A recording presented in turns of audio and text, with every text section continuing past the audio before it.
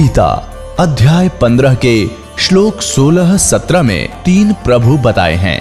ये 3 प्रभु कौन हैं? किस प्रभु की शरण में जाने के पश्चात जन्म और मरण समाप्त हो सकता है? 3 प्रभुओं में सबसे उत्तम परमात्मा कौन है? कैसा है? उसका क्या नाम है? इन सभी गूढ़ रहस्यों को जानने के लिए अवश्य सुनिए जगत गुरु तत्वदर्शी संत रामपाल जी महाराज के अमृत वचन। दर्शकों, प्रत्येक श्रद्धालु अपने गुरु को सच्चा गुरु मानता है और उनके द्वारा बताई गई सभी भक्ति साधना करता है, लेकिन उसका अपने गुरु पर विश्वास तो तब डगमगा जाता है जब सभी भक्ति साधनाओं को करते हुए भी कष्ट पर कष्ट आते हैं, कोई लाभ नहीं मिलता और दूसरी तरफ उनके गुरु भी ये कहकर टाल देते हैं कि ये तो आपके प्रारब्ध कर्म है, इन्हें तो आपने भोगना ही पड़ेगा। कहते हैं जब इंसान के पास कोई चारा नहीं बचता तब वह भगवान को याद करता है। आज हम आपको एक ऐसे ही श्रद्धालु का सच्चा अनुभव सुनाने जा रहे हैं। ये है आशाराम जी, जिन्होंने 32 साल तक राधा स्वामी पंथ में भक्ति साधना की, लेकिन इन सभी साधनाओं को करते करते कब इनके परिवार के ऊपर दुखों का पहाड़ टूट पड़ा कि इन्हें पता ही नहीं चला। आंखें तक खराब हो गईं। परिवार में प्रेत बाधा का साया छा गया। इनके पूरे घर में प्रेत बाधा से घमासान मचा था। इसी बीच इन्हें एक ऐसी पुस्तक मिली, ज्ञान गंगा, जिसने इनकी जीवन की राह आध्यात्मिकता की ओर मोड़ दी और इनके पूरे परिवार ने संत रामपाल जी महाराज से नाम दीक्षा ली। उसके बाद तो इनके जीवन में खुशियों की बौछार हो गई। इनकी आर्थिक, शारीरिक और पारिवारिक स्थिति ठीक हुई। साथ ही प्रेत बाधा की समस्या से भी जड़ से छुटकारा मिला। जो लाभ इन्हें 32 साल से राधा स्वामी पंथ में नहीं मिले, वे सभी लाभ संत रामपाल जी महाराज की शरण में आने के केवल कुछ ही समय बाद मिलना प्रारंभ हो गए।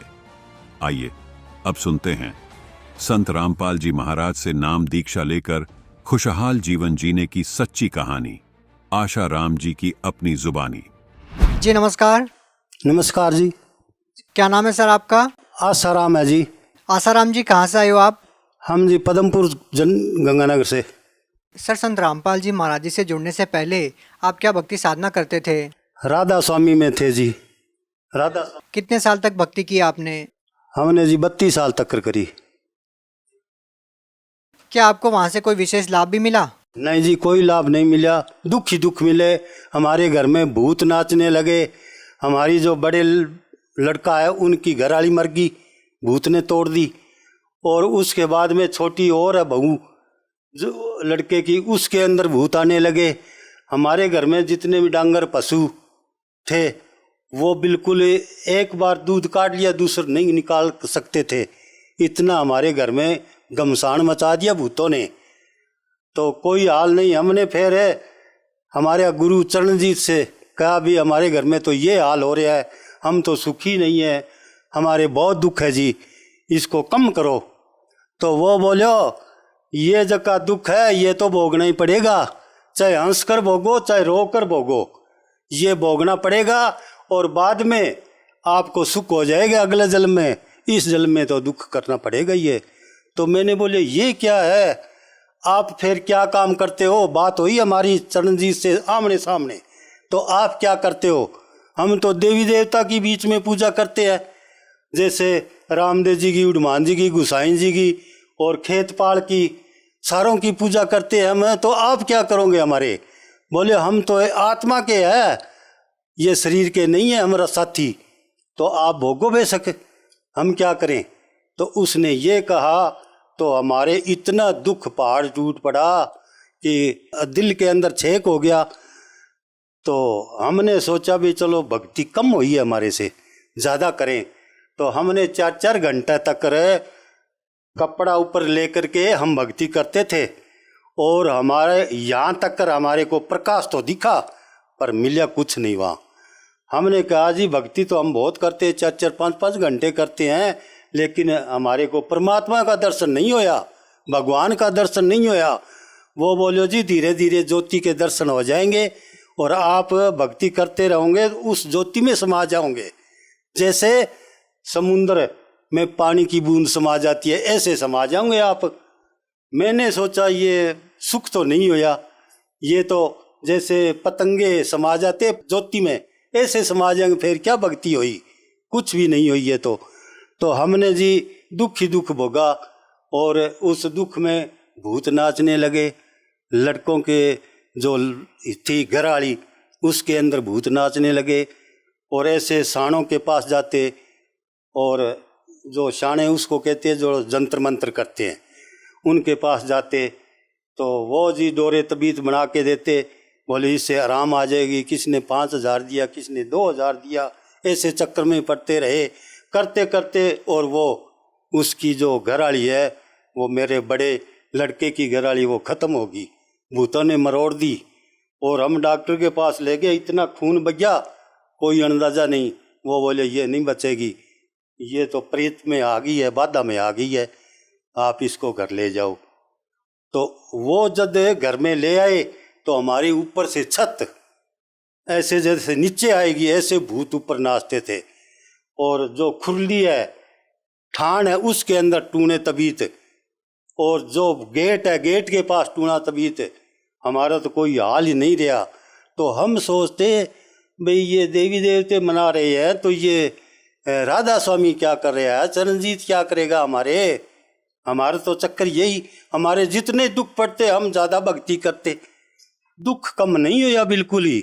और हमारा शरीर तकड़ा पूरा था, और हम भक्ति कर करके सूख के जमा भी, अभी हमारे कोई अंदर सत्य नहीं है, ऐसे ही हम बोल रहे हैं अंदाजे से।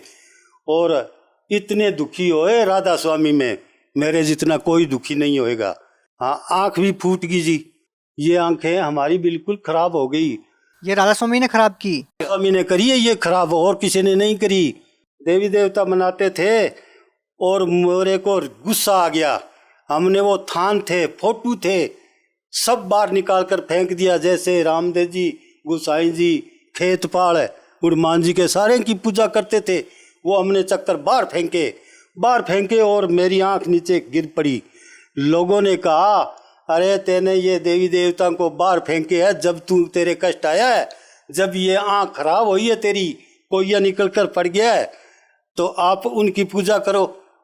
तो हमने इधर उधर फेरे, तो साणों के पास गए, वो बोले आपने देवी देवताओं को छोड़ दिया, जब ऐसे हुए है तो वो दोबारे फेर बना लिए थान, क्यों दुखी थे। तो ऐसे करते करते मेरे को कई साल व्यतीत हो गए। क्यों, मेरे वो कालजे के अंदर मोरा 6 किला कालजे के अंदर था। डॉक्टरों के पास जाते, दिल के अंदर छेद हो गया, के अंदर छेद हो गए। तो डॉक्टर के पास गया, सर्जन के पास, वो बोले आपको ऑपरेशन कराना पड़ेगा चंडीगढ़ में, यहाँ होता नहीं। हम पद्मपुर में रहते हैं लोकल में, यहाँ पर कोई है नहीं सर्जन डॉक्टर। तो हम उनको बोले कितने लगेंगे, वो बोले 4-5 लाख लगेंगे। तो हम कहाँ से लेंगे, इतने पैसे है नहीं हमारे पास। तो हम रोते कर लाते, बहुत दुखी हुए। और उसके बाद में हमारे पशु थे, गां भैंस थी, वो मर जाती, कोई गौशाले में छोड़ कर आते, हमारे पास कोई दूध नहीं था। इतना राधा स्वामी ने और भूतों ने हमारे को कष्ट दिए। तो सर आपको संत रामपाल जी महाराज जी के बारे में कैसे पता चला? संत रामपाल जी महाराज को ऐसे हमारे को पता लगा कि मेरे को ज्ञान गंगा किताब मेरा लड़का लेकर आया था, और वो किताब मैंने पढ़ी। उसमें था भाई भगवान आया हुआ है, परमात्मा आया हुआ है, इनसे नाम ले लो और आपका कल्याण हो जाएगा। तो हमने वो सारी किताबें पढ़ी, और किताब पढ़कर हम लड़के को कहा, लड़की को कहा, भाई भगवान तो ये है बरवाड़ा में संत रामपाल जी, तो आपके समझ में आता है तो आप चलो मेरे साथ में, आप चलते हैं। तो मेरी लड़की, मेरा जुआई और मेरा लड़का और मेरे घर और लड़के की घरवाली और मेरे घरवाली भक्तमती, हम सारे चल पड़े। हमारी बहनें भी चल पड़ी, हमारे को पता ही नहीं था कहाँ है वो, कहाँ नहीं है। तो हमने फिर फ़ोन किया पवन दास को, टीबी वाले को, भाई हम किधर जाएं। इन्होंने बताया कि इधर जाओ रेलगाड़ी में और आगे आपको मिल जाएगा। तो वहाँ पर हमने जाकर देखा तो वहाँ पर लंगर है, रोटी, नहाने धोने का साबन है, सारी सुविधा, बिस्तरे ओढ़ने पैरने के। और हम वहाँ राधा स्वामी के तो बिस्तर बांध कर सिर पर जाते थे। आपके बिस्तर, आपकी रोटी, आपका सारा कुछ राधा स्वामी में। और वहाँ पर मिला तो हमने अचंभा होया, भाई भगवान तो यहीं है, यहाँ सारा कुछ मिलता है। और न वहाँ पर नशा तम्बाकू कोई नशा नहीं, बीड़ी नहीं, शराब नहीं। क्या राधा स्वामी पंथ में नशा किया जाता था? हाँ वहाँ पर जी हम बीड़ी पीते थे। आप वहाँ पर कोई रुकावट नहीं थी, ढूंढ उपाड़ते बाहर जा करके धुआं निकालते। क्योंकि अब गुरुजी कहते हैं संत रामपाल जी का हुक्का पिया करता था वो, तो हमारे को कैसे रोके बीड़ी पीते को, हम पिया करते थे।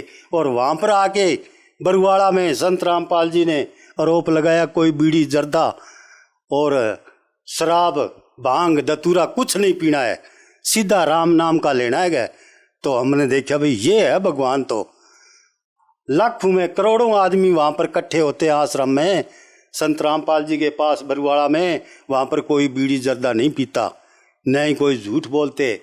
और बहुत ही अच्छा विचार देकर हमने वहाँ पर नामदान लिया। फिर सर जब आप राधा स्वामी पंथ के संत के पास गए अपने दुखों को लेकर, तो उन्होंने आपको कहा कि दुख तो भोगने से ही समाप्त होंगे। तो सर हम आपसे जानना चाहते हैं कि जब आप संत रामपाल जी महाराज जी के पास गए अपने दुखों को लेकर, तो सर उन्होंने आपको क्या कहा? संत रामपाल जी बोले बेटा आप आ गए। ये जी आप कहाँ से जानते? 2012 में कम ही थी संगत, हम सत्संग में नहीं गए थे, दूसरे दिन गए थे। तो वहाँ पर उसने संत रामपाल जी ने हमारे को ऐसे आशीर्वाद दिया। हम बोले जी हम तो राधा स्वामी से वहाँ से आए हैं ब्यास से। बोले हैं उन्होंने तो कर्म बिगाड़ दिया आपका, रोग देखो आपके कितने लगाए हैं, अब बेटा कोई रोग नहीं भोगना पड़ेगा। तो ठीक है जी, अभी हमारे को रोग नहीं भोगना पड़े तो हम सुखी हो जाएंगे। तो हमारे को कष्ट तो जरूर आए, पर गुरुजी ने संत रामपाल जी ने साथ साथ में ही काट दिए रोग। एक बार थायरिंग रोग हो गया था, तो हमने वहाँ पर जा कर के कहा गुरुजी हमारे को पानी भी नहीं पिया जाता, थायरिंग रोग बताते हैं डॉक्टर, तो हम तो मरने के लिए तैयार है। बेटा तेरे मौत थी और आज तुम बच गया, यहाँ आ गया, भक्ति करो बेटा आप ठीक हो जाएंगे। तो मैं उसी टाइम ठीक हो गया, खड़े खड़े हो गया जी। इतना मेरे को सुख दिया संत रामपाल जी ने। आपका थायराइड खत्म हो गया एकदम से? खत्म हो गया। मैंने फिर सरकारी डॉक्टर के पास गया, चेक कराया, डॉक्टर जी देखो मेरे रोग है क्या? आप कहते थे उम्र भर गोली खानी पड़ेगी। उसने देख करके हैरान हो गया, बोले ऐसे कैसे कट गई? मैंने कहा हमारा गुरु है संत रामपाल जी, बरवाड़े में रहते हैं, उन्होंने आशीर्वाद देकर हमारे को रोग काट दिया। और ये जो एक पुस्तक ज्ञान गंगा, तो उस डॉक्टर ने सरकारी ने पुस्तक ली मत्थे के लगाकर, बोले वाह जी वाह बहुत अच्छे है फिर तो आपके। और क्या लाभ मिले सर? तो मरा हुए को जिया दिया, तो और इनसे ज़्यादा क्या लाभ हो सकता है जी। मेरे लड़की के घर गया हुआ था और मेरा छोटा लड़का भी साथ में था, और शाम का टाइम था, थोड़ा थोड़ा दर्द होने लगा। तो मैंने कहा लड़के को भूरादास है उसका नाम, वो बोलिया, मैं उसको बोलिया भाई मेरे को ले चलो डॉक्टर के पास। तो एक पास ऐसे लड़की ने पकड़ रखा था, एक पास लड़के ने, 2 ही कदम चला और मेरे एकदम बेहोश हो गया। बेहोश हो करके मैं बेहोश हो करके ख़त्म ही हो गया। ख़त्म होने के बाद में ज़मीन पर गिर पड़ा, उनसे समझा नहीं मैं। तो बाद में पड़ोसी भाग कर आए, बोले क्या हो गया इसके, क्या हो गया? बोले कुछ नहीं करते करते और मेरी लड़की ने और लड़के ने और पड़ोसियों ने उठाकर मंजी पर डाला मेरे को। तो मेरी लड़की ने अमृत जल दिया मेरे को और बोला मेरे पिताजी को जिंदा कर दो परमात्मा संत रामपाल जी। और मेरे मुंह में अमृत जल डालते ही और मेरे को होश आ गया 1 घंटे बाद में, और सब ने खुशी मनाई और बोले हम हमारे परमात्मा कबीर जी की, परमात्मा संत रामपाल जी की सब पर छाया है, हमारे कुछ नहीं होएगा। तो मैं ठीक होकर के घर आ गया। फिर सर और क्या क्या लाभ मिले संत रामपाल जी महाराज जी से जुड़ने के बाद? और तो पशु हमारे आगे भैंस दूने लगी, सारा कुछ हो गया घर में। और जो बड़ा लड़के की बहू खत्म होगी वो भी तुम्हारे शादी कर ली, उसने भी नाम ले लिया, बड़े लड़के ने नाम ले लिया, छोटी बहू ने और लड़के ने नाम ले लिया। जो भूत थे वो पिछली घड़ी भागे दड़बड़ करते, वो पड़ोसी कहने लगे, बोले आप तो कोई साधु संत से टूना करवा के और हमारे घर में भूत छोड़ दिए। हमने बोला भाई हम किसके भूत छोड़े, हमारे को आप तंग कर रहे थे, आप इसमें जुड़ो संत रामपाल जी से। और आपके भूत भाग जाएंगे। तो कईयों ने नाम लिया था, यहाँ पदमपुर में सत्संग हुई तब। सर, राधा स्वामी पंथ में करोड़ों लोग आज भी जुड़े हुए हैं जो उनके द्वारा बताई गई भक्ति साधना को कर रहे हैं। हालांकि वो लोग आज भी कष्ट में हैं। तो सर, आप उन लोगों को क्या संदेश देना चाहेंगे? हम उनको यही कहेंगे, भाई आप सत्संग सुना करो टीवी में, और उनके नीचे जो नंबर आते हैं वो नंबर आप पढ़ करके और नामदान लो संत रामपाल जी से, और किताबें पढ़ो, सत्संग सुनो, और आप नामदान लो तो सुखी हो जाएंगे हमारी तरह, और हम भी सुखी हो गए। बहुत बहुत धन्यवाद। सत साहेब। अब जगत गुरु तत्वदर्शी संत रामपाल जी महाराज जी के सत्संग के माध्यम से उस अद्वितीय आध्यात्मिक ज्ञान के बारे में जानते हैं जिसके माध्यम से आप भी प्राप्त कर सकते हैं ऐसे आध्यात्मिक, मानसिक और भौतिक सुख जो अभी तक आपने सिर्फ मीराबाई, ध्रुव, प्रहलाद जैसे कुछ ही भक्तों की जीवन कथा में सुने होंगे। अब सुनिए तत्वदर्शी संत के संग शास्त्र अनुकूल भक्ति सत्संग, ऐसा अद्वितीय आध्यात्मिक ज्ञान जिसका है सर्वधर्मों के पवित्र शास्त्रों में प्रमाण। तो परमात्मा ने वो प्रमाण बताए। उन देखा कि वो साथ ले रहा था, पुस्तक ठगा सा रह गया, लेकिन फिर भी ना मानने, क्योंकि ये अहंकार बहुत बुरा। ये कैसे हो सकता है, ये कैसे हो गया? तेरी पुस्तक में लिखा है और कैसे हो गया? तेरे ग्रंथ में लिखा है, फिर कैसे हो गया? अपने गुरु ने कोस उसने जिसने तेरा भट्ठा बैठा दिया। ज्ञान तो सही है, वेद सही, गीता सही, प्राण सही, कुरान सही, बाइबल सही, गुरु ग्रंथ सही, लेकिन तुम्हारे इसके पढ़ने वाले, इसको व्याख्या करने वाले ठीक नहीं है। बेत कतेब झूठे ना भाई, झूठे हैं जो समझे नहीं। ये वेद कतेब यानी शास्त्र झूठे नहीं, झूठे तो ये लोग हैं जो समझे नहीं। इन्हें कख भी नहीं पता, अपने सदग्रंथों का ज्ञान नहीं। इसमें क्या वर्णन किया हुआ है? अपना जीवन नाश किया और ना जाने कितने परमात्मा के बच्चों को मिसगाइड करके वो भार सिर पर और रख लिए नकली गुरुओं ने। अब इनके लिए समाधान है, यहाँ चुप करके आवे, अपना भी कल्याण करावें और भगवान के बच्चों को छोड़ दो। तुम बड़े भारी दोषी हो रहे हो।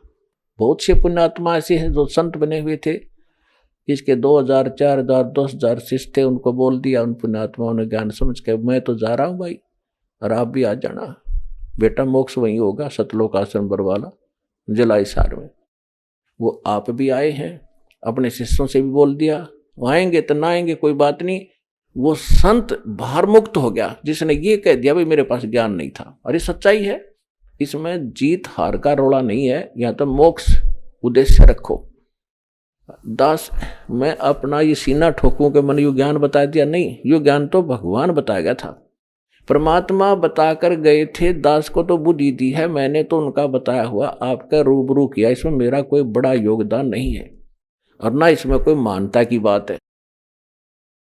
ये कोई मेरा अपना आविष्कार नहीं है, ये भगवान का ज्ञान, भगवान ने दबा रखा था खजाना। दास को बता दिया कि यो दरिया बेटा और बांट दे तेरे भाई बहनों को। दास का तो इतना ही काम है बस। इसमें मान बढ़ाई की भी कोई बात नहीं, अभिमान की बात नहीं, क्योंकि दास को अपने औकात का पता है। हमें पता है हम कितने विद्वान थे। इसे विद्वान होते तो हम पहले रामकृष्ण न पहले पूजा थे तो पहले ना छोड़ देते। तो परमात्मा ने बुद्धि दी है। तो इसी प्रकार जो संत आज भ्रमित हैं वो सोचें, इस बात पर विचार करें। उनको भी भगवान चाहिए और भगवान ही सरेआम खड़ा, कति आगे खड़ा, और भी ना पहचानोगे, धिक्कार है तुम्हारे ज्ञान और तुम्हारी विवेक को। सब सदग्रंथों से प्रमाणित कर दिया, सारे प्रमाण बता दिए इस महापुरुष ने भक्ति की जिसको आप मोक्ष युक्त मानते हो, और वो ये मंत्र जाप करते थे और वो ये भगवान बताया करते थे। तो ये है वो भगवान जो कति सामने खड़ा कर दिया। और अब भी कोई नहीं पहचानेगा तो वो बालक है या फिर जानबूझ कर बकवाद कर रहा है जिसको भक्ति और भगवान की आवश्यकता नहीं है। तो वो परमात्मा जो परम अक्षर ब्रह्म है, वो परमात्मा जो आपका पिता है, आपके लिए भटक रहा है, आप उसको पहचान नहीं पा रहे। वो क्या कहता है? गोता मारूं स्वर्ग में, जा बैठूं पाताल, कह कबीर ढूंढता फिरूं मैं हीरे मोती लाल। जो जन मेरी शरण है ताका हूं मैं दास, और गेल गेल लाग्या फिरूं जब तक धरती आकाश। परमात्मा कहते हैं जो एक बार कभी मेरी शरण में आ गया, किसी भी जन्म में मनुष्य के जीवन में, फिर मैं उसको उसके पीछे ऐसे भटकता रहता हूं जब तक पृथ्वी और आकाश रहेगा। मैं अपना पूरी कोशिश करूंगा उसको सद्मार्ग पर लाने की और उसका मोक्ष कराने की। एक पुण्यात्मा जो सतयुग से लेकर आज तक परमात्मा के, सतयुग से जैसे असंख्य युगों से परमात्मा हमारे पीछे घूम रहे हैं, और ये है वो दिन, ये है वो समय जिसमें मोक्ष होना है। चारों युगों का ये प्राइम टाइम है। ये कलयुग की बिचली पीढ़ी, ये समझ लो 20वीं सदी के उत्तरार्ध से शुरू हुई है। 1950 के बाद 1951 में दास का जन्म हुआ, 8 सितंबर 1951। और इस युग में ये कलयुग की बिचली पीढ़ी है। प्रथम जो चरण था, भगवान आए थे स्वयं कबीर परमेश्वर, 120 वर्ष ये ज्ञान देकर सहस्री आए थे, सहस्री चले गए थे। और उस समय अपनी प्यारी आत्मा धर्मदास जी से कहकर गए थे कि धर्मदास, जब कलयुग 5500 वर्ष बीत जाएगा, परमात्मा ने कहा था कि कलयुग में मैं फिर आऊंगा आगे चल के, और सब जीवों को एक ज्ञान कराऊंगा और सभी मेरी भक्ति किया करेंगे। पूरा विश्व नाम लेगा और पूरे ज्ञान, पूरे विश्व को मैं सतनाम से परिचित कराऊंगा। उस समय सबका मोक्ष होगा। क्योंकि धर्मदास जी चिंतित हो गए थे कि परमात्मा आपने मेरे को 42 पीढ़ी का आशीर्वाद तो दे दिया, 42 पीढ़ी तक मेरा वंश चलेगा, लेकिन आप कहते हो सतनाम देना नहीं, सार नाम बताना नहीं। भगवान फिर इनका मुक्ति कैसे होगी आपके बच्चों की? तो परमात्मा ने कहा था कि कलयुग के आगे चल के कलयुग में मैं आऊंगा और पूरा विश्व नाम लेगा, सबका मोक्ष कराऊंगा। और भाई बर्मा पंथ जो गरीबदास का पंथ होगा उसमें ही मैं आऊंगा आगे चल के। कबीर सागर में कबीर वाणी चैप्टर है, उसके 136 और 37 और 134 पर ये वर्णन है जो दास बता रहा है। और पूरा विश्व नाम लेगा और सबका कल्याण होगा। जब सारा संसार ही सतनाम प्राप्त करेगा, उससे पहले नहीं दे सकता मैं, ना बताने दूं किसी को, क्योंकि काल के दूतों का हाथ लग जाएंगे मंत्र, ये फिर यही ज्ञान बताते पाओगे, यही नाम देते पाओगे, तो हम विनता कैसे करेंगे, वो बच्चे कैसे पहचानेंगे? अरे इस नाम का कोई अधिकारी है नहीं, तो बेशक ये नाम देता है, उससे लाभ होने वाला नहीं है। अधिकारी के बिना पासपोर्ट बनवा लो, लाइसेंस बनवा लो, ड्राइविंग लाइसेंस, वो भी काम ना करे तो ऐसे जीवन नाश हो जाएगा। तो धर्मदास बड़ा चिंतित हुआ कि भगवान आज आप खुद आज आए हो।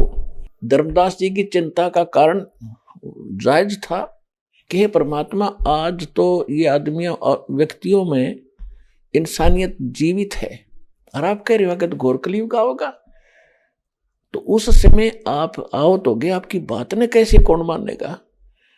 परमात्मा बोले तू चिंता ना कर, क्योंकि उस समय तक सभी ये काल के दूत जितने काल भेज जाएगा आपने। काल ने कहा था कि 12 पंथ करूं मैं साजा, नाम तुम्हारा ले करूं आवाजा, और 12 पंथ नाम जो ले ही सो हमरे मुख आन सबोई। और जाओ जोग जीत संसारा, जीव न माने कहा तुम्हारा, जीव तुम्हारा कहा न माने, हमरी ओढ़ हो बाद बखाने। तो काल ने कहा था कि जब तुम बिचली पीढ़ी यानी कलयुग में आओगे, उससे पहले मैं अपने 12 दूत तो तेरे कबीर नाम तय भेज दूंगा। तो कबीर पंथ चलाओगे, नाम सारे गलत देंगे, ज्ञान गलत सुनाओगे तेरे विपरीत, और सब कबीर पंथी कहाओगे, वो मेरे जाल में फंसे रहेंगे। फिर और अनेक पंथ चलाऊं, विराधा स्वामी, धन सतगुरु, निरंकारी, आसाराम, सुदान सूर्य, ये सारे तेरे ब्रह्म ऋषि को आवो, ये निकक्का पता नहीं, तो ये सारे काल के पंथ हैं। और अनेक पंथ चलाऊं या विद जीवों को भरमाऊं। तब परमात्मा ने कहा था, धर्मदास ने कहा था, भगवान फिर कौन मानेगा आपकी? उस समय तो आप कह रहे हो करते निजीव हो जाएंगे, कोई सुना नहीं गा सच्चाई को। और बड़े बुरा हाल हो जाएगा, तब आप जाओगे। तब परमात्मा ने कहा कि देखो, जब मैं जाऊंगा तो उस समय, उससे पहले, जब मैं जाऊंगा उससे पहले क्या होगा, यानी अपना दास भेजूंगा या स्वयं जाऊंगा, उससे पहले ये काल के जितने भी संत होंगे, पंथ, ये चल चुके होंगे और ये मैच्योर हो चुके होंगे, कोई वर्ष इनकी पीढ़ी बीत गई होंगी, और जो इनके पास ज्ञान होगा उसकी पुस्तक बन चुकी होंगी, और प्रत्येक उसके भी अनुयायी को पता होगा। और फिर अब मेरा दास जाएगा या मैं जाऊंगा, अपने ओरिजिनल ज्ञान, अपने सदग्रंथों से, जो पूरा विश्व मानता जिन सदग्रंथों को, उनसे उनके अनुभव, उनके ज्ञान, उनके नाम मंत्रों को रूबरू करेगा, कंपेयर करेगा, तुलना करेंगे और सबको शिक्षित करूंगा। उससे पहले अभी तक ये न्यू मार खा के शिक्षित नहीं थे, और ये हमारा जो ना सब इन्होंने कोल्लू बना रखा था, घुमा रखे थे, हंडोला बना रखा था, और ये शिक्षा मैं उससे पहले नहीं दूं, क्योंकि यह शिक्षा बेईमान बनाती है और ये अहंकारी बनाती है जीव को, जो सबसे बड़े दुश्मन है भक्ति के। फिर परमात्मा धर्मदास जी ने कहा था, फिर ये बेईमान इतने बढ़ जाएंगे, कैसे सेट होंगे? किस ज्ञान में इतनी शक्ति है, वो अपने आप सेट हो जाएंगे। मेरे ज्ञान में ऐसी ताकत है, इतनी सत्यता है कि अपने आप मेरी आत्मा मानेगी। ये मन की बकवाद है। अहंकार हो जाना और बेईमान हो जाना, छोटे किस चीज पर हो गए बेईमान?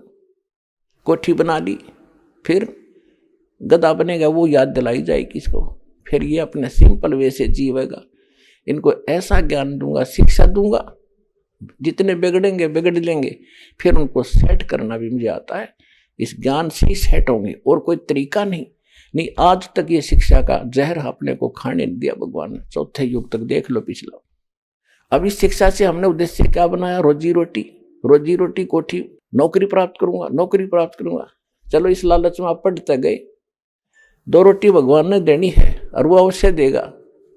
2 सुबह शाम के रोटी भगवान सबको देता है, और मिलता वही है जो आपकी किस्मत में लिखा है। इससे ज्यादा नहीं मिल सकता। तो पैर पटक लो, कितना पाप कमा लो, पाप से पैसा इकट्ठा कर लोगे, कहीं बीमारी में लग जाएगा, कोई और समस्या आ जाएगी, टेंशन न्यारी दे जाएगा, कर्म नो के नो पाप कर्म धरे रह जाएंगे तेरे सिर पे, और धन रहेगा नहीं। तो परमात्मा हमें याद दिलाएंगे। तो कह रहे थे कि ये ज्ञान मैं ऐसा दूंगा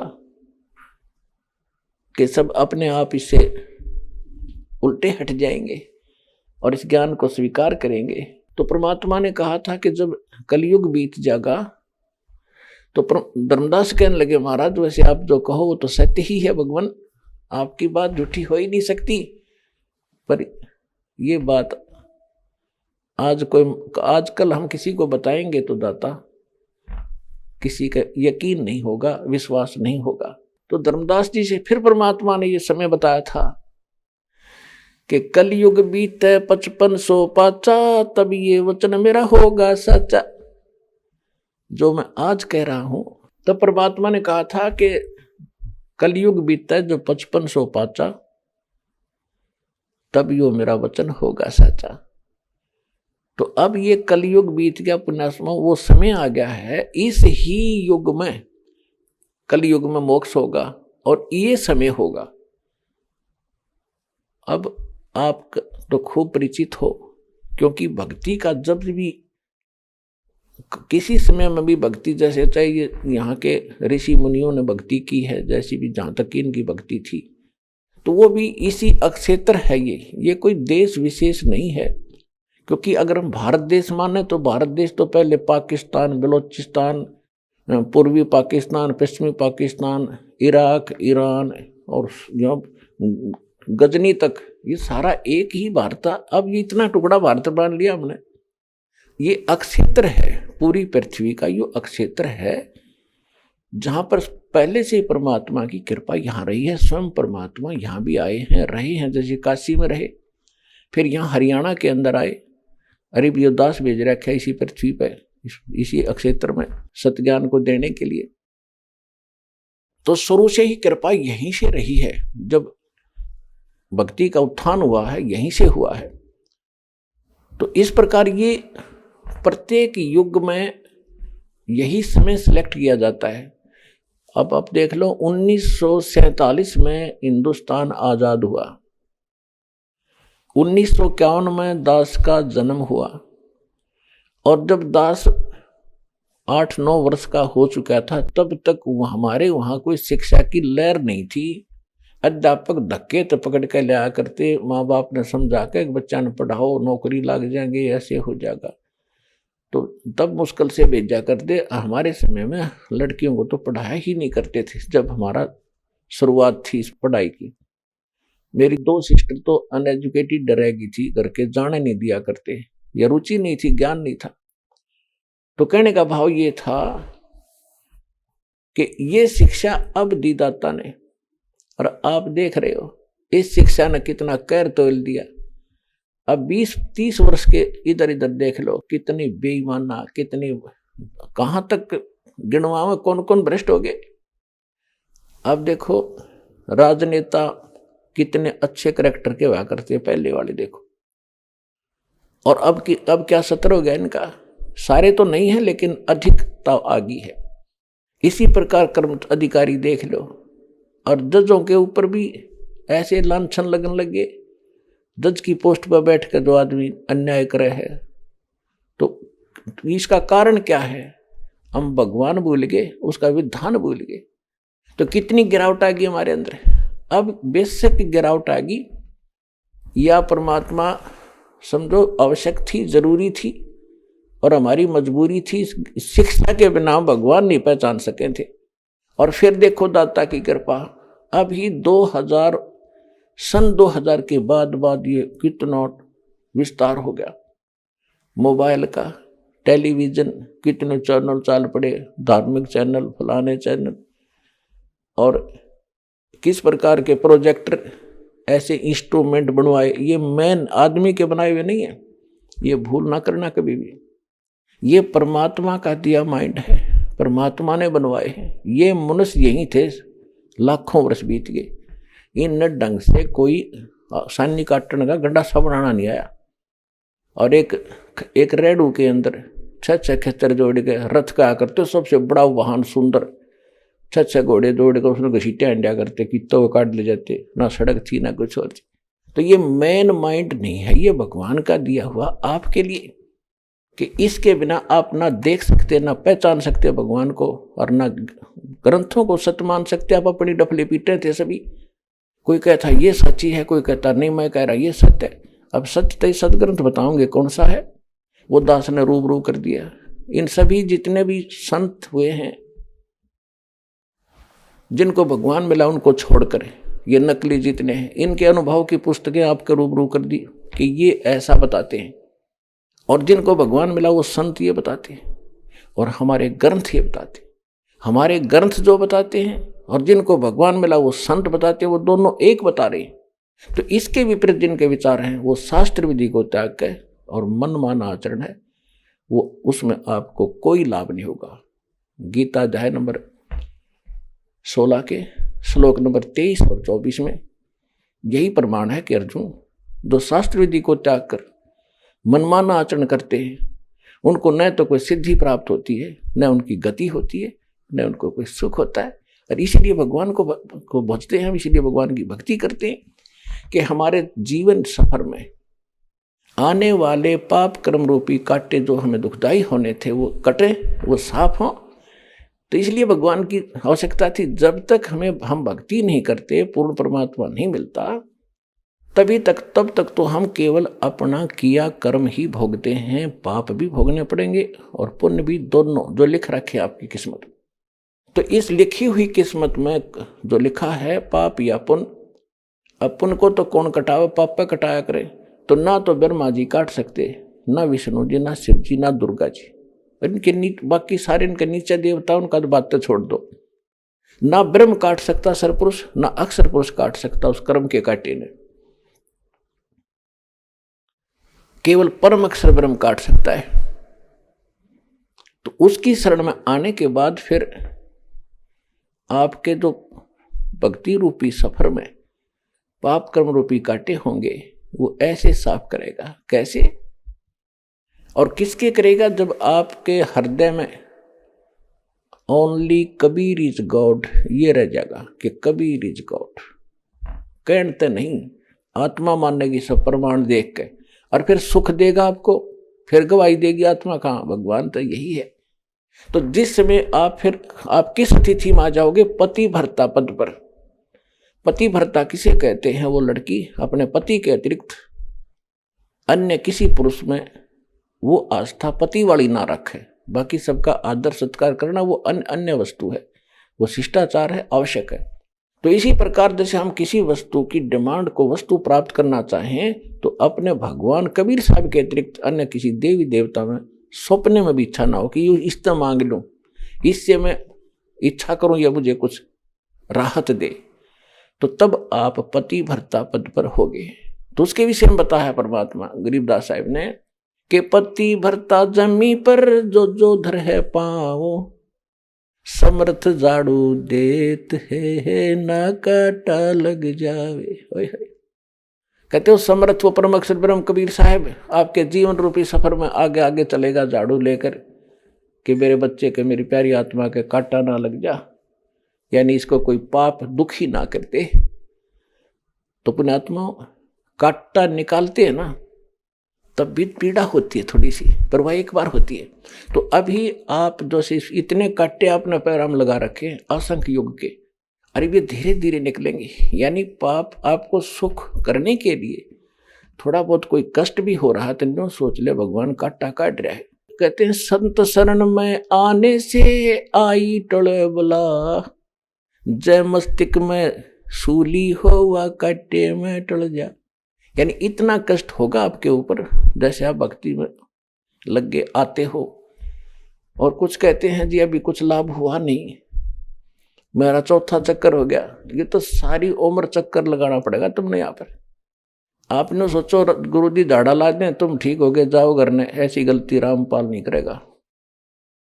आपको ज्ञान देगा, आपका आने वाला जीवन और सुखी करेगा इस भक्ति मार्ग से, और भगवान से मिलाने के लिए पूरा प्रोसेस आजीवन करना पड़ेगा आपको। राम नाम रटते रहो जब तक घट में प्राण, कभू तो दीन दयाल के बनक पड़ेगी ही कान। जब तक, जिस समय तक बच्चा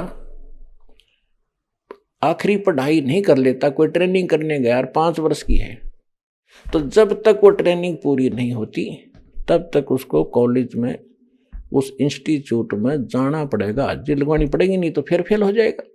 तो आप कोई नौका में 5 बीमार आ गया जी, गणा कोई विशेष लाभ तो नहीं हुआ है। तो ये धीरे धीरे होगा। जैसे डॉक्टर के पास एक ही मर्ज के 2 मरीज जाते हैं, एक को तो 10 दिन की दवाई में औषधि में ठीक कर देता है, और एक को कहता भी अभी और टाइम लगेगा, 2 महीने 3 महीने तक औषधि देनी पड़ जाए, क्योंकि उसका रोग अधिक था और उसका तरीका यही है इन औषधि से के सेवन करते रहने से ही कटेगा। तो ठीक इसी प्रकार समझ लेना, जिनके थोड़े पाप कर्म हैं वो जल्दी सुलझ जाते हैं, जिनके ज्यादा दुखी है कोई ना, तो सारे परमात्मा तो समर्थ है, उनको भी खत्म करके छोड़ देगा, लेकिन उसमें समय लगेगा। तो जल्दी ना करना, इस पृथ्वी में कोई ठिकाना नहीं आपको इस सतलोक आसन बरवाला के अतिरिक्त, ये याद रखना।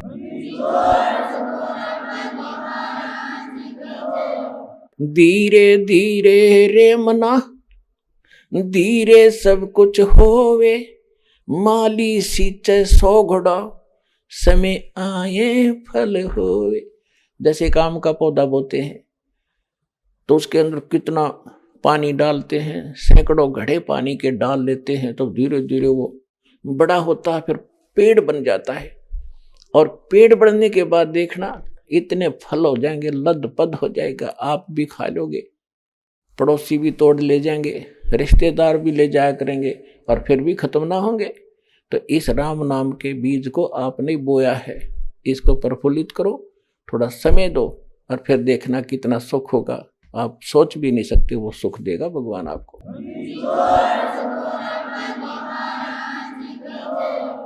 तो क्या कहते हैं, जब आप परमात्मा के प्रति समर्पित हो जाओगे फिर कहा है कि जैसे पतिव्रता जमी पर और जो धर है पाँव, समर्थ झाड़ू देत है ना काटा लग जाए। कि सचमुच कबीर इज गॉड, ये परमात्मा सब कुछ कर सकता है। सतगुरु जो चावे सो कर ही, 14 कोट दूत जमडर ही, ऊत भूत जमत्रास निवारे और चित्रगुप्त के कागज पाड़े। ये वो समर्थ परमात्मा कबीर भगवान है।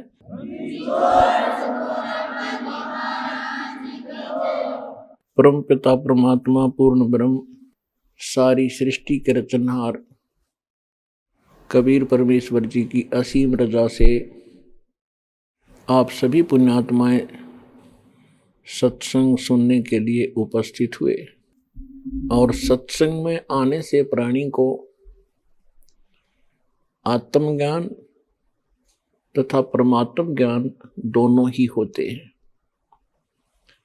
अभी तक हम जिन भी संतों के कोई ज्ञान विचार सुना करते थे, जिन महापुरुषों को परमात्मा मिले या स्वयं परमेश्वर आए, वो तो पूर्ण संत थे, उनके विचार भी पूर्ण थे, वो हम समझ नहीं सके। उनके अतिरिक्त जितने भी ऋषि महर्षि, मंडलेश्वर आचार्य, शंकराचार्य, ये धर्मगुरु सब यही कहा करते थे कि आत्म ज्ञान हो जावे बस जीव की मुक्ति हो जाती है। ये बिल्कुल इनकम्प्लीट नॉलेज था, अधूरा ज्ञान था। आत्म ज्ञान क्या है और परमात्म ज्ञान क्या है? आत्म ज्ञान है कि ये जीव कौन है, मैं कौन हूं, कहां से आया हूं, इस जन्म मृत्यु के पचेड़े में कैसे पड़ गया, जिस परिवार के साथ मैं 50, 60, 70, 80 वर्ष रहता हूं, उसमें कितनी ममता होती है, एक दूसरे के साथ हम कितने आकर्षित होते हैं, कितने प्यार से रहते हैं, फिर मृत्यु क्यों होती है? इसको कहते हैं आत्मज्ञान।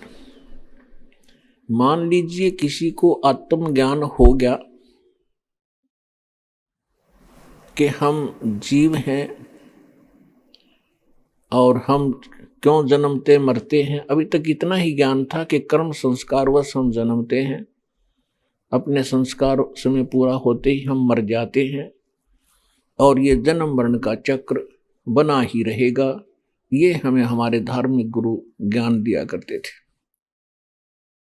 इसके हटकर जैसे कोई शराब के नशे में और किसी गहरे खड्डे में गिर जा और उसके अपने आप निकलने से वो असमर्थ हो और उसको ये भी ज्ञान हो गया कि मैं इस खड्डे में गिर गया, बहुत गहरा है, और किस कारण से पड़ा, तो उसको ये भी ज्ञान हो जाए कि मैं नशा कर रखा था इसलिए गिर गया। ये तो आत्मज्ञान हुआ उसको कि मैं खड्डे में गिर गया और किस कारण से गिरा, नशा कर रखा था इसलिए गिर गया। इस आत्म ज्ञान का क्या लाभ हुआ जब तक इसका समाधान नहीं हुआ कि इससे निकला कैसे जाएगा और कौन निकालेगा। ये परमात्म ज्ञान। परमात्मा कहते हैं कूप की छाया कूप के माही, ऐसा आत्मज्ञान ना। जैसे कुएं की छाया और कुएं में रह लेती है, उसका बाहर कोई अस्तित्व नहीं है, ठीक इसी प्रकार ये आत्मज्ञान है। अगर आत्मज्ञान हो भी गया और समाधान हुआ नहीं, परमात्म ज्ञान हुआ नहीं, तो आत्मज्ञान भी व्यर्थ है। अब आत्मज्ञान ये संत जन कराते रहे, भाई भक्ति कर ले, परमात्मा का नाम लिया करो, भक्ति ना करोगे तो 84 लाख योनियों में चले जाओगे, बहुत कष्ट उठाना पड़ेगा। बिल्कुल ठीक है, ये तो है आत्मज्ञान और अध्यात्म ज्ञान। और परमात्म ज्ञान, परमात्मा का ज्ञान, श्रेष्ठ आत्मा का ज्ञान, उत्तम पुरुष का ज्ञान, ये इनके आसपास भी नहीं था, तो वो सत्संग नहीं थे। सूक्ष्म वेद में कहा कि 3 लोक और भवन चतुर्दश कोई नहीं सत्संगी। होय होय होय।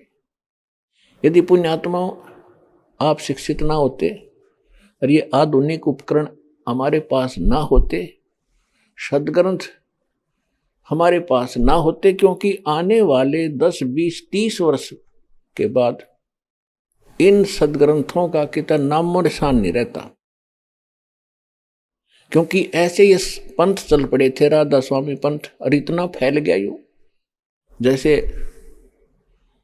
और ऋषि में से ये धन धन सतगुरु सच्चा सौदा सरसार जगमाल वाली पता नहीं कहाँ कहाँ, ये ठाकुर जी वाले राधा स्वामी, यानी आधा भारत इन्होंने घेर रखा है। और ये कहते हैं हम किसी सदग्रंथ से हमने कोई सरोकार नहीं है, कोई लेना देना नहीं, हमारे परम धनी ने जो ज्ञान बता दिया शिवदयाल जी ने फाइनल है। और ये भी कहते हैं कि वेद भी गीता भी किसी ने बोला ही है।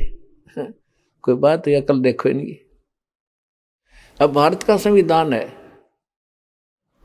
ये जिसने लिखा है उसको अथॉराइज्ड था, फाइनल कर दिया, ये मान्य है। और अगर इससे भी कोई हट करके इतने ही कानून के धाराएं बनाकर धर दे, उसने कौन पूछेगा? शर्मा मारेंगे। तो इससे भी ज्यादा धारा बनाकर अपनी न्यारी रख ले, व्हाट इज यूज। तो ये एक सदग्रंथ हमारा विधान है, संविधान है भगवान का, इसको ही मान्यता देनी पड़ेगी हमें। तो कहने का भाव ये है कि जैसे आज आपको दास कह रहा है कि 3 लोक और भवन चतुर्दश कोई नहीं सत्संगी।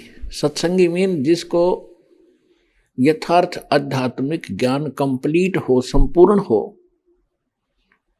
और संपूर्ण उसके पास समाधान हो, ऐसा कहते 3 लोक में नहीं है। परमात्मा कहा करते थे। अब पुण्यात्माओं, आज तक हम ब्रह्मा विष्णु महेश जी को सुप्रीम पावर मानते रहे, इनकी हम पूजा भी करते रहे। और परमात्मा 600 वर्ष पहले आए थे, जब कहा करते थे 3 देव की जो करते भक्ति, उनकी कदे ना होवे मुक्ति। गुण तीनों की भक्ति में ये भूल पड़ो संसार, कहें कबीर निज नाम बिना कैसे उतरो पार। अब 3 लोक और भवन चतुर्दश कोई नहीं सत्संगी। ब्रह्मा विष्णु महेश को भी आध्यात्मिक ज्ञान नहीं, तो पुण्यात्माओं 3 लोक में फिर कौन शेष रह गया जिसको ज्ञान हो सकता है? और ये बात आज से 600 वर्ष पहले भगवान कहा करते थे।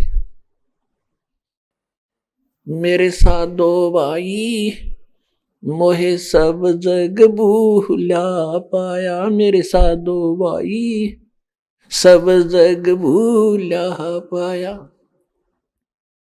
इसी भूल में ब्रह्मा भूला, जिन 4 वेद सरसाया।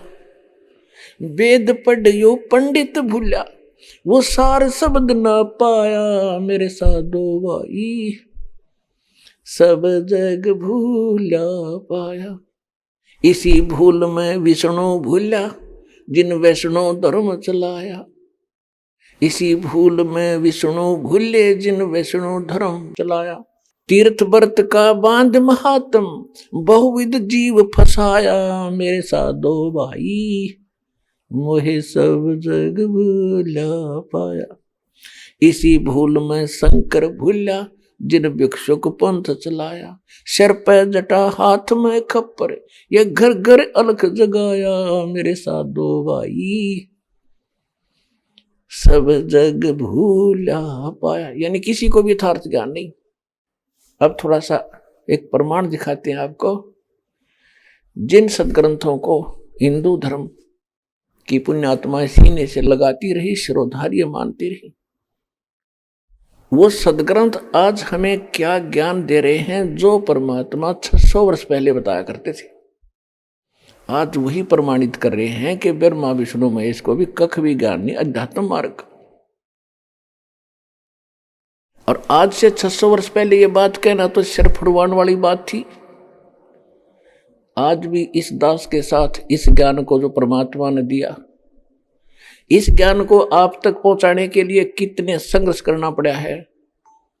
इस इतिहास को आने वाले भक्त पढ़ा करेंगे, हम पूरा लिखेंगे इसकी सारी हिस्ट्री, रोया करेंगे बैठ के, हे भगवान हम इतने नीच थे।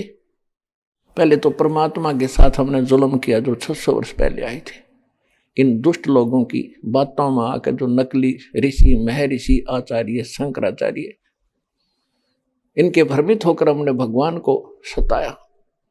और फिर उसका दास आया, उसके साथ भी कैसे जुल्म किए। लेकिन अब परमात्मा का समय वचन था ये, इसलिए सफल हो गया ये। अन्यथा ऐसा संघर्ष से गुजर कर ऊपर आए हैं दास, और दास के साथ आपके भाई बहन जो पहले से साथ लगे हुए हैं, उन्होंने कितना संघर्ष किया है। और तब जाकर और फिर परमात्मा ने ऐसे इंस्ट्रूमेंट दिए, ऐसे उपकरण दे दिए कि आपको घर बैठे यथार्थ ज्ञान सब सदग्रंथों का आपके सामने प्रमाणित कर दिया। जब जाकर आप इस अतिथि में आए हैं, अब शांति हुई है, सब यश करने लगे। अभी आपने सुने जगत गुरु तत्वदर्शी संत रामपाल जी महाराज के मंगलमय सत्संग प्रवचन। आइए अब सुनते हैं उन भक्तों के अनुभव जिन्होंने संत रामपाल जी महाराज के प्रमाणित ज्ञान से प्रभावित होकर नाम दीक्षा लेकर अनेकों लाभ प्राप्त किए।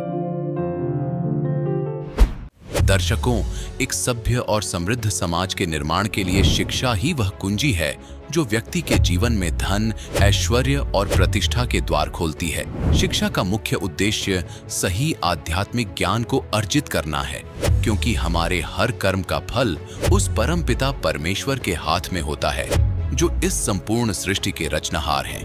वह इतने सक्षम हैं कि सच्चे साधक को मनचाहा फल प्रदान कर सकते हैं। आज हम आपको एक ऐसी शिक्षित महिला से मिलवाने जा रहे हैं जिन्होंने स्वयं यह सिद्ध किया है कि विज्ञान में उपलब्धि या ज्ञान की प्राप्ति केवल परमेश्वर की कृपा से ही संभव है।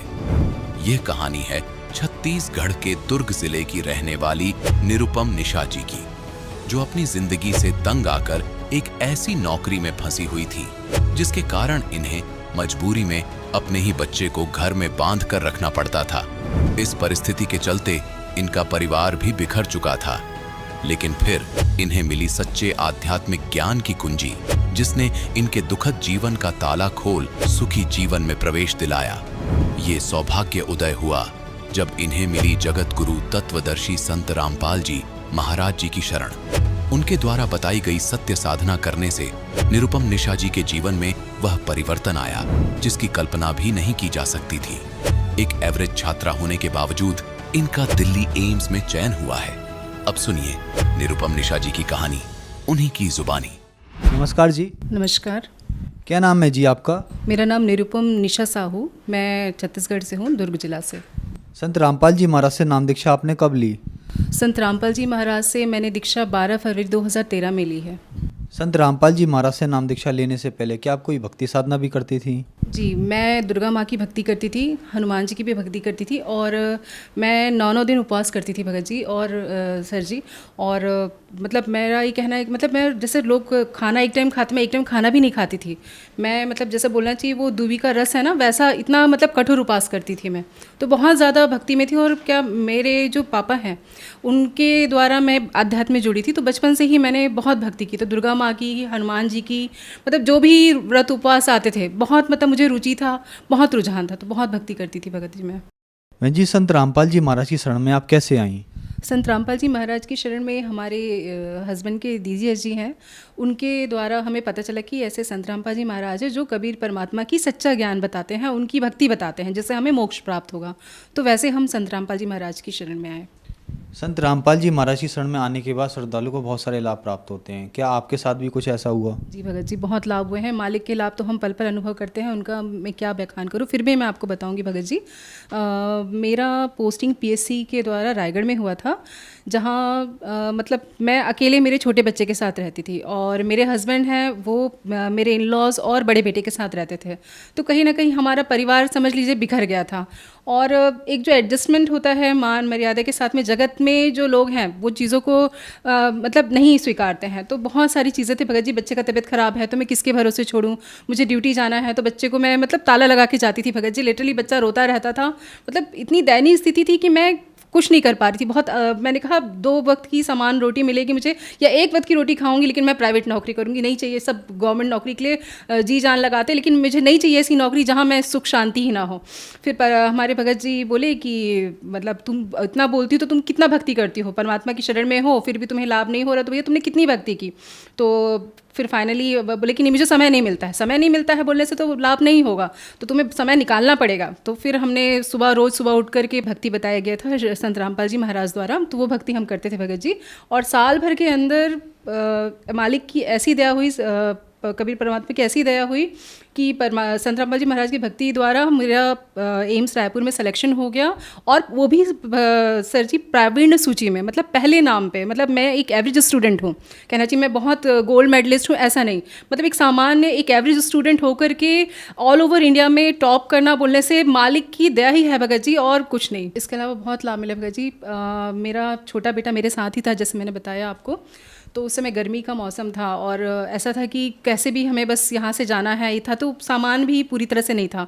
और 1 महीना बच्चा, जैसे बोला जाए सर जी कि 1-2 दिन के लूज़ मोशन में बच्चे की क्या हालत होती है, मतलब बड़े की हालत ख़राब होती है, तो एक बच्चा है तो उसे 102, 103 डिग्री टेम्परेचर, लूज़ मोशन, मतलब बहुत पस्त हो गया था बच्चा। आए दिन मेरे को हॉस्पिटल ले जाना पड़ रहा है। मतलब कहना चाहिए कि मैं बहुत डर गई थी। मतलब रोज़ मैं भगत जी को अपने हस्बैंड को फ़ोन कर रही हूँ, बोले कि यार क्या करें। जैसा ही परमात्मा ने दया रखी थी और 1 महीने तक मेरे बच्चे को तकलीफ़ थी, लेकिन वो बच्चा आज बहुत स्वस्थ है, कोई शिकन तक नहीं है उस बच्चे के इस पर। संत रामपाल जी महाराज के पास सच्ची भक्ति है जो कि और गुरु नहीं बता पाते हैं।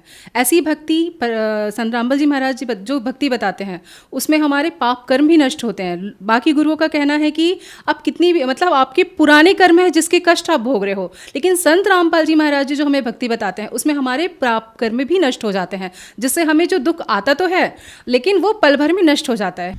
बहन जी, आप रायपुर एम्स में डॉक्टर हो और जो दर्शक आज आपको देख रहे हैं टीवी पर, उनके लिए आप क्या कहना चाहेंगी? उत्तर दक्षिण पूरब पश्चिम फिरता दाने दाने नु, सर्वकला सदगुरु साहिब की हरि आए हरियाणे नु।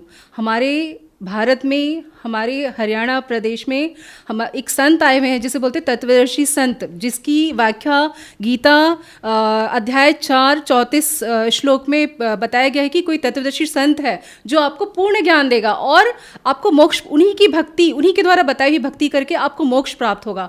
तो जिसके बारे में संत रामपाल जी महाराज सबको बता रहे हैं और जिस पर आज पहले तो कोई विश्वास नहीं करता, आज उनके जेल में होने के बावजूद कई सारे जो शिष्य हैं वो उनकी शरण में आए हैं। तो इससे बड़ा उदाहरण क्या होगा लोगों के लिए।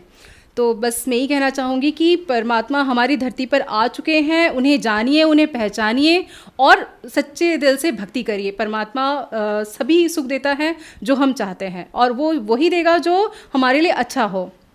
संत रामपाल जी महाराज से नाम दीक्षा कैसे ली जा सकती है? संत रामपाल जी महाराज जी से दीक्षा बहुत आसानी से ली जा सकती है। संत रामपाल जी महाराज का सत्संग आता है चैनलों पे, जिसमें नीचे एक पीली पट्टी चलती है और वहाँ एक नंबर दिया रहता है। उस नंबर पे कॉल करके हम जो हमारे निकटतम जो जिला में क्या बोलना चाहिए आश्रम है, वहाँ जाकर हम नाम उपदेश ले सकते हैं। धन्यवाद जी। धन्यवाद।